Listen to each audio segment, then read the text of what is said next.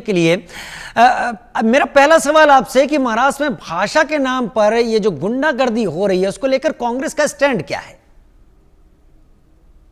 देखो, हमारे देश की जो एकात्मता है, हमारे देश में विविध भाषा, विविध जाति, विविध धर्म और सब होने के बाद भी हमारा देश एक रहा है और रहेगा।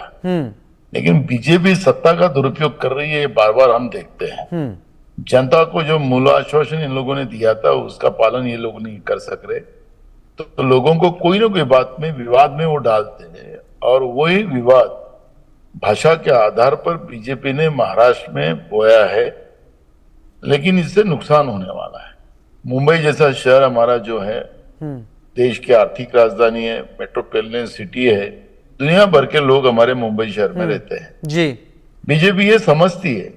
लेकिन अब हमारी लोकल बॉडीज इलेक्शन है, अब लोकल बॉडीज इलेक्शन में इनके पास दूसरा मुद्दा नहीं है, तो कभी मुसलमान हिंदू करेंगे, कभी हिंदी भाषा और मराठी भाषा, कभी गुजराती भाषा, कभी तेलुगु भाषा, कभी तमिल भाषा, ऐसे भाषाओं का विवाद कर अपने जो सत्ता में जो दिए हुए आश्वासन को पूरा न करने की वजह से लोगों को डाइवर्ट करने की ये कोशिश बार बार करती है और ये कदापि कांग्रेस सहन नहीं करती। और नहीं नाना जी, लेकिन वही मेरा कहना है, यहाँ पर जीआर तो वापस ले लिया गया था, अब बाद में सब शुरू हुआ, तो मनसे की जो गुंडागर्दी है इसके खिलाफ आपको क्या लगता है बीजेपी सरकार कार्रवाई क्यों नहीं कर रही? कह तो बहुत रहे हैं कि कड़ी कार्रवाई करेंगे।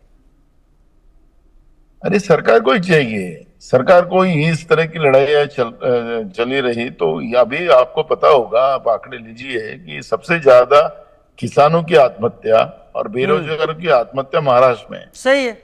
ये ना किसान को संभाल सके ना युवाओं को संभाल सके जी। और ये सब पाप छुपाने के लिए इस तरह का खेला खेल रहे हो। मतलब ये चीज हो रहा है दोनों ध्रुवीकरण के उसमें। लेकिन एक मंत्री तो यहां तक कह जाते हैं कि भिंडी बाजार जाओ, मोहम्मद अली रोड जाओ, नाल बाजार जाओ, लोगों को बोलो मराठी जबरदस्त बोलने के लिए। तो इस पर आपका क्या कहना है? तो मैं तो जो राणे का नाम ले रहे हो बच्चा है, लेकिन एक बात तो अभी बीजेपी का मंत्री है। अब मंत्री ने जब वोट लेते हैं तो मंत्री को तो ये सब बातों को तो कसम खिलाई जाती है कि मैं संविधान के आधार पर चलूंगा। तो हमारी संविधान में ये तो कभी नहीं कहा गया है कि वो मुस्लिम है उसको आपने द्वेष करना है। सभी को साथ में लेके चलने की बात हमारे संविधान ने किया। ये संविधान को न मानने वाले लोग क्यों नहीं बीजेपी कार्रवाई करती, उसके ऊपर मंत्री पद से क्यों नहीं हटाती, क्यों उसका एमएलए पद रखती है? इसलिए बीजेपी चाहती है कि ऐसे विवाद बनते रहे और ये बीजेपी का असली चेहरा है। और इसलिए मैं किसी नीतीश राणे के बारे में नहीं, यहाँ तो आपने देखा होगा कि उनका जो सांसद है निशिकांत दुबे, वो तो मतलब पटक पटक के मारेंगे, फिर ये राज ठाकरे बोलता है मैं पटक पटक के मारूंगा। तो ये देश के लिए अच्छी बात नहीं है और कांग्रेस कभी इस बात का समर्थन नहीं करेगी, कभी नहीं करेगी। ये बात भी आप सही कह रहे हैं। लेकिन आपको लगता है कि राज और उद्धव के एक साथ आने से महाराष्ट्र की राजनीति पर असर पड़ेगा, और पड़ेगा तो क्या पड़ेगा? आपने बात सही कही है। आप वो तब राजनीति तो चलेगी उनकी, वो राजनीति कर रहे हैं तो सरकार क्या कर रही है? सरकार क्यों चुप है? सरकार क्यों कमजोर हो रही है? सरकार, सबसे पहली बात तो सरकार की कमजोरी है। अगर ऐसे गुंडाइज्म कोई भी करता है, बीजेपी के नेता लोग करते हो या सेना के करते होंगे या राज ठाकरे के करते होंगे, तो उनके ऊपर कार्रवाई क्यों नहीं करती?